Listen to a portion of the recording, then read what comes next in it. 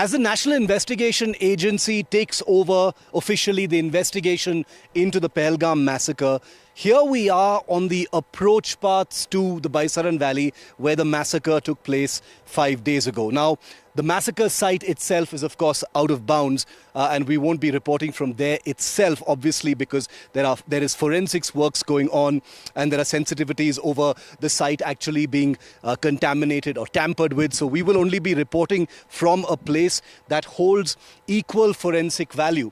Remember, the NIA has not only spoken to the survivors and the victims, but will be collecting evidence in approach areas like this that go towards the Baisaran Valley. This place, as you can see, doesn't have a road. It's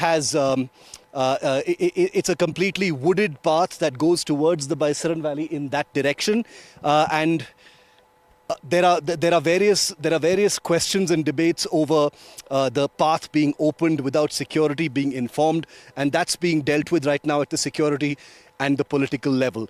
But the NIA, as it gleans the security situation in terms of collecting evidence, collecting forensic matter over what happened in the Baisaran Valley a few days ago, is also looking at the critical aspect of overground workers. Now, the reason why that is so important is because electronic data, mobile phone data suggests that many overground workers, which are basically terrorist facilitators living here in Kashmir, were active. Their mobile phones were active at the time the terrorist attack was taking place.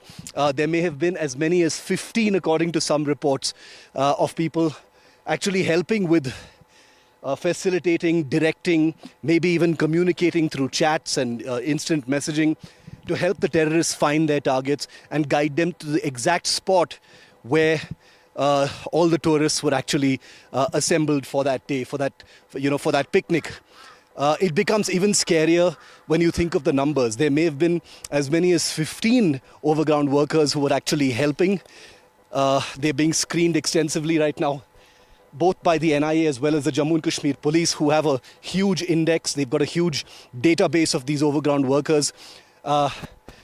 The mood on the ground, I can tell you, here in Pahalgam, and especially on the route to Baisaran, when we were speaking to some people earlier who were also similarly not allowed access beyond a point, was one of anger, because they believe that they were playing host to these people and they were betrayed by people in their midst. So there's a very clear red line of anger that's been crossed on the route to Baisaran from Pahalgam, where people believe that those overground workers are like termites. I heard the word used very often, and the people here believe that those termites, as they call them, need to be weeded out and they need to be punished according to the law.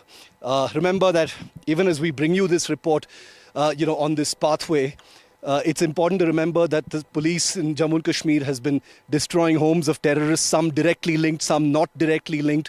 And that process is obviously going to continue. But let's remember very clearly that the people responsible for the terror attack, the ones who actually fired those bullets and killed those people in Pahalgam, have not been dealt with yet.